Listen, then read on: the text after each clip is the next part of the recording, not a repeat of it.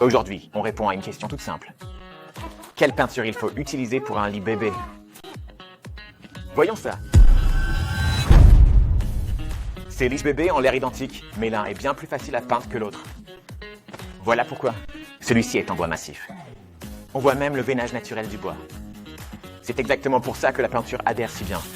Dans la plupart des cas, un léger ponçage suffit avant de peindre. Et celui-ci est en mélaminé. Ça a presque le même aspect, mais la surface est parfaitement lisse. C'est un peu comme du plastique, donc la peinture n'adhère pas naturellement. Est-ce qu'on peut quand même le peindre? Absolument, mais ça demande un peu plus de préparation. Maintenant que vous savez de quoi votre lit bébé est fait, voyons quelle peinture donne vraiment les meilleurs résultats. Commençons par l'option que la plupart des parents choisissent. La peinture acrylique à l'eau pour meubles, et honnêtement, ce n'est pas pour rien. Elle a très peu d'odeur, elle sèche vite et elle est facile à nettoyer. Mais surtout, si vous choisissez une peinture à l'eau de qualité, c'est l'une des options les plus sûres pour un lit bébé sans cove, sans plomb ni métaux lourds. Je mettrai le lien dans la description.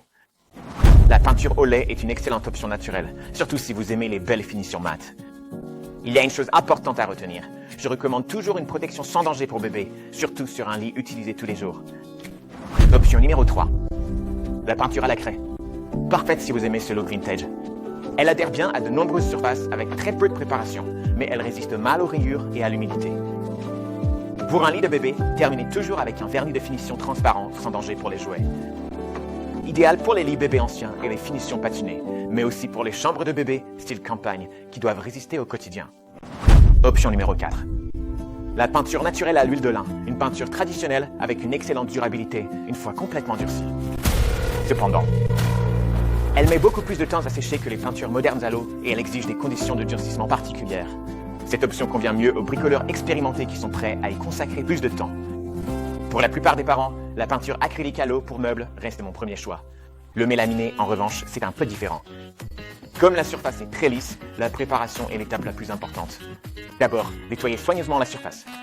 Enlevez toute trace de graisse, de cire ou de doigts, parce que la peinture n'adhère pas correctement sur une surface sale. Ensuite, poncez légèrement le mélaminé. Pas besoin d'enlever la finition existante. Il faut simplement créer une surface légèrement rugueuse pour une meilleure adhérence. Puis, appliquez un primaire d'accrochage. C'est cette étape qui aide la peinture à bien accrocher à la surface. Pour les lits de bébé en mélaminé, je recommande une peinture acrylique à l'eau pour meubles de haute qualité. Elle est durable, facile à nettoyer et fonctionne très bien une fois la surface correctement préparée. Avec le mélaminé, la préparation est tout aussi importante que la peinture elle-même. Et qu'en est-il d'une couche de protection? Pour la plupart des lits bébés, c'est généralement une bonne idée. Elle aide à protéger contre les rayures, facilite le nettoyage et prolonge la durée de vie de la peinture. Assurez-vous simplement de choisir un vernis à l'eau, sans danger pour bébé, compatible avec votre système de peinture.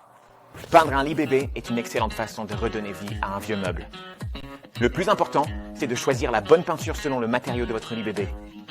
Avec une peinture à faible teneur en COV, sans danger pour bébé, une bonne préparation et un temps de durcissement suffisant, vous pouvez obtenir un beau lit bébé à la fois durable et sûr pour votre tout petit.